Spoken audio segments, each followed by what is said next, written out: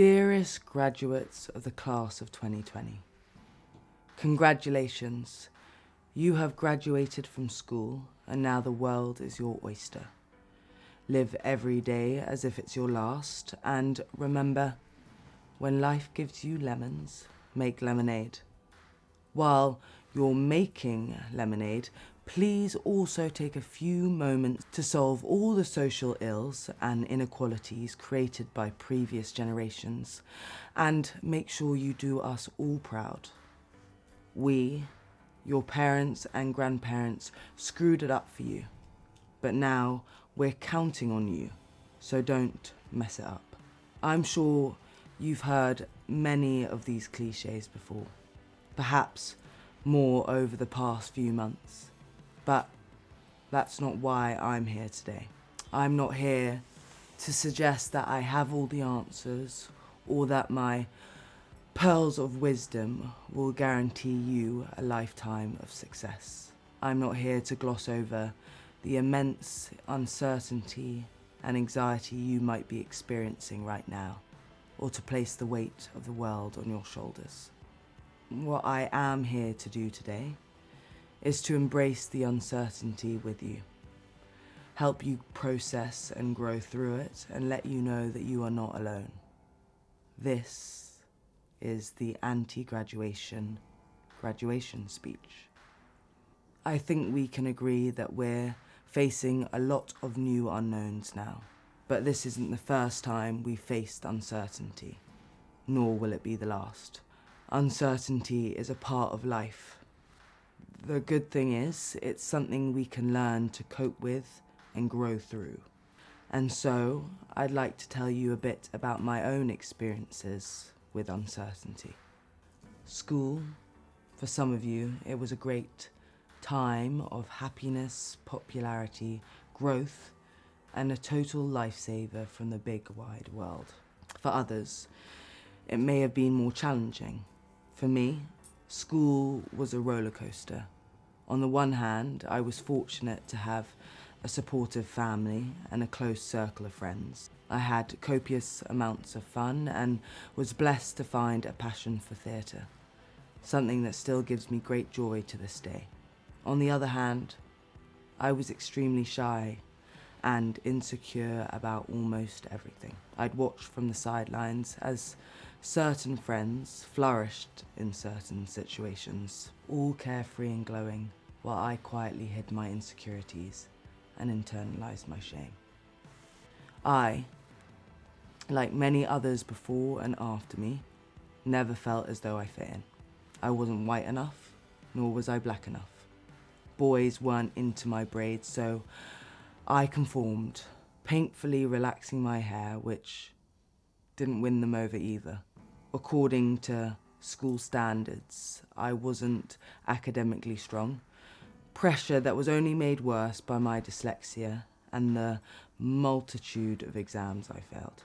I wanted so much to conform, to be like everyone else, something that today would be a massive detriment to my career, but at the time was my deepest fantasy. I had so many questions, but felt like there was so much taboo around talking about certain issues, especially as a young mixed race girl. In a lot of ways, it rendered my experience and, at school, a boarding school for that matter, extremely lonely. My self-doubt and insecurities were paralysing and prevented me from trying new things. The masks I wore for different people kept me continuously exhausted. I had no idea who I was or what I wanted to do. And then it was all over. As I prepared to graduate, I remember thinking, what next? I left school with a lot of baggage, but I was determined to put it all behind me and use university as a new beginning. When I started receiving more attention and external validation, I hoped these superficial markers could carry me through. If I can just put on a facade and keep the messy feelings inside, I thought, they'll magically disappear. Instead, they followed me into adulthood, compounding over time and pushing me to a dark breaking point. What brought me to the other side was learning I wasn't alone.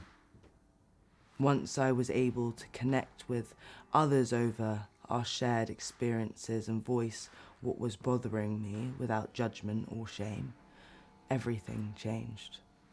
Looking back at my mental health journey, I wondered why I had to hit rock bottom to get help. Why did I feel so much loneliness and shame in the messy feelings when they are so common and natural?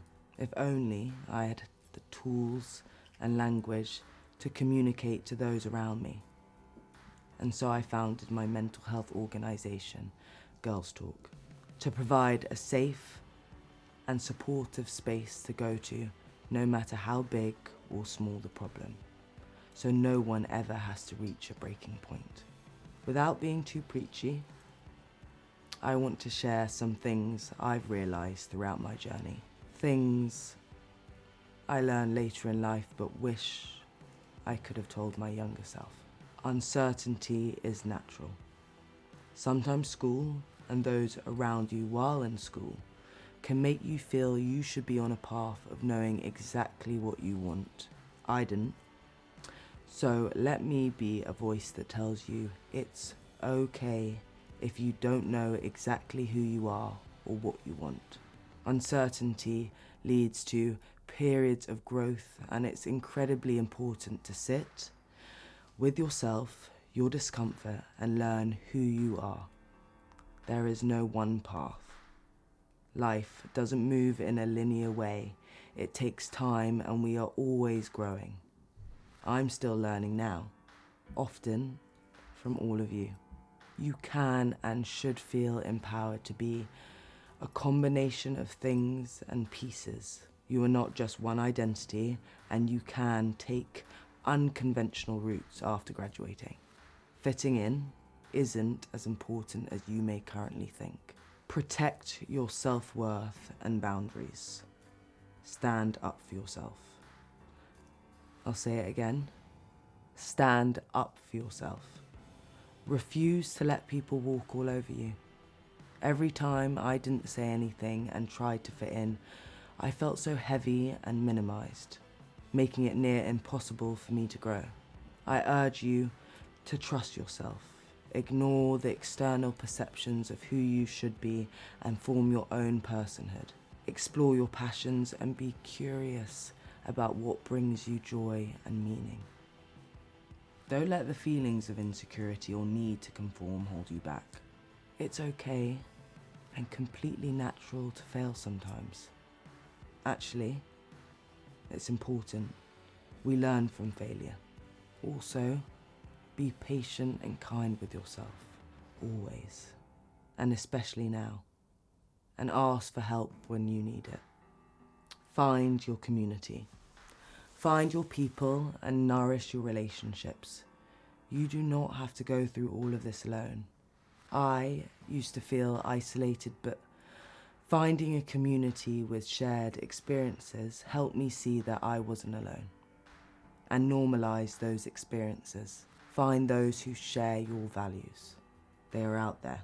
Speak up and find spaces that let you do so without judgment or shame. I previously did the opposite. I learned to not talk about things, the fears I had that we all have. I wasn't able to articulate them.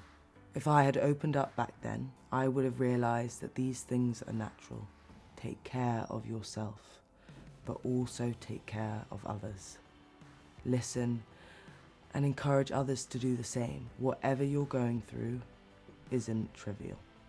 Between a global pandemic and the fight for racial justice, these are unprecedented times, and I am floored by the strength and resilience that I'm seeing from your generation. You have been unapologetic and fearless leaders in the quest for equality, and have stood up for the most marginalised communities, demonstrating that, indeed, all Black lives matter. Gen Z, you have accomplished so much and continue to set the example of what leadership and change look like. But please know, It is not your sole responsibility to solve everything. It is our collective job to create the future that we want to see, and it's essential to tap into our own individual strengths to create meaningful change. In closing, as you embark on a new chapter, I encourage you to open up, lean into your communities and let them carry you through the uncertainty. Likely more than ever in your lifetime, people are showing up and illustrating how our fates are interconnected. But the onus is not on you individually. It is on a society as a whole. And as we know, we are far more powerful when working together. Thank you, and good luck. And as always, mad, mad, mad, mad, mad amounts of love.